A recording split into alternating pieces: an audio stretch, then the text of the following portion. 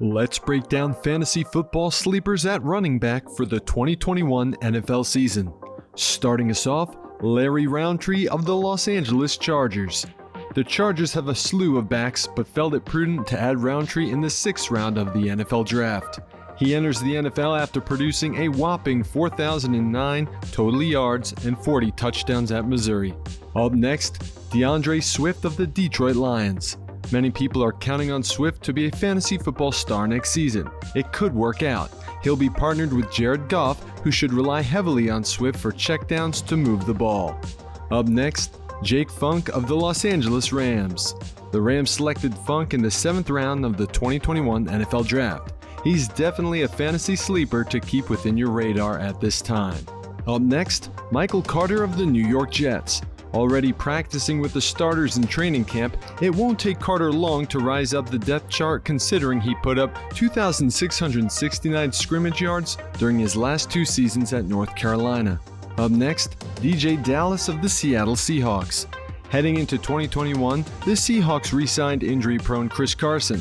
While this certainly flattens Dallas's fantasy value, he should still be drafted as a handcuff.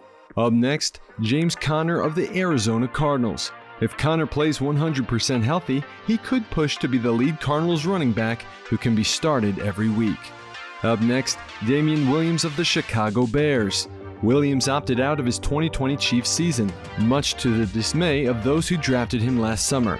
However, he will return to the league to join David Montgomery in what could be a 1-2 punch at running back. Up next, Saquon Barkley of the New York Giants. This is a guy who stunned his fantasy owners in 2018 with a league-high 2,028 scrimmage yards and 15 touchdowns. As long as Barkley stays healthy, he will receive a ton of touches.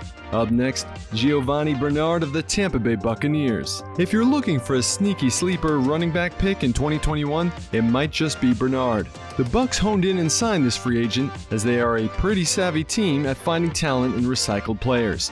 Up next, Philip Lindsay of the Houston Texans. Remember that Lindsay is a speedy back who averaged a massive 6 yards per carry during his 3-year tenure in Denver.